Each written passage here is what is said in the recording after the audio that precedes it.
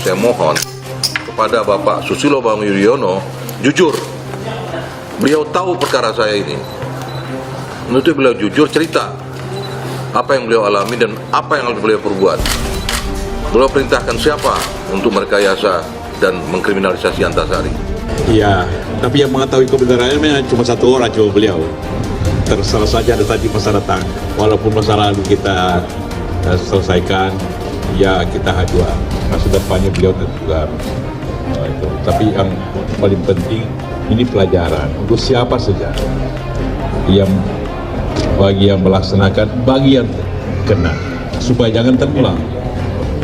Jadi bukan apa-apa menurut saya, kebenaran diungkap supaya jangan terjadi lagi. Karena saya melihat bahwa memang perlu ada aturan atau undang-undang yang memberi perlindungan komisioner pimpinan KPK selama menjabat agar supaya tidak terjadi lagi kriminalisasi. Karena kalau itu tidak ada, saya khawatir pimpinan KPK itu rentan dikriminalisasi. Kita tahu sendiri ya, bagaimana kasus Antasari menggemparkan seisi jagat raya Indonesia pada tahun 2009 lalu. Ia didakwa oleh jaksa penuntut umum sebagai otak dari pembunuhan terhadap Nazarudin Zulkarnain yang ia lakukan lewat SMS. Namun SMS ini sampai sekarang belum dapat dibuktikan oleh jaksa. Dihukum 18 tahun penjara. Antasari akhirnya bebas murni setelah menjalani hampir 8 tahun penjara dan mendapatkan gerasi dari Presiden Joko Widodo. Ketika kasus itu bergulir, kita semua yakin bahwa beliau dikriminalisasi karena KPK ketika itu baru saja menahan besan SBY, Aulia Pohan, karena kasus suap tender pencetakan uang. Semua orang, dari berbagai kalangan, dari politisi hingga pelajar SMA, berspekulasi bahwa Antasari dikriminalisasi karena berani menyentuh besannya penguasa ketika itu.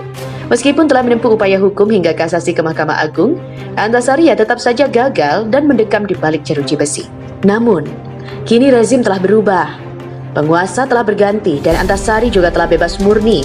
Memang sejak beberapa minggu lalu mengatakan bahwa dirinya siap membongkar kasus yang direkayasa yang menjerat dirinya hari ini. Tepat 14 Februari 2017, Antasari Azhar secara resmi menarik nama SBY dan Hari Tanusdibio ke dalam pusaran kasusnya. Antasari mengungkapkan bahwa HT mendatanginya dan meminta agar jangan menahan Aulia Pohan dan HT diutus oleh Cikeas yang menunjuk kepada SBY. Katanya, beliau diutus oleh Cikeas saat itu. Siapa Cikeas? SBY. Datang meminta supaya saya jangan menahan Aulia Pohan. Waduh Pak, saya mohon betul, saya bisa ditendang dari Cikeas karena bagaimanapun nanti masa depan Bapak bagaimana? Kata Antasari menurunkan ucapan dari Hari kala itu. Saya bilang, saya sudah memilih profesi penegak hukum kok, resiko apapun saya terima, kata Antasari. Ya, ini seperti cerita fiktif series atau drama saja, super sekali. Mengikuti politik Indonesia, serasa menonton series Amerika Serikat yang genre thrilling saja.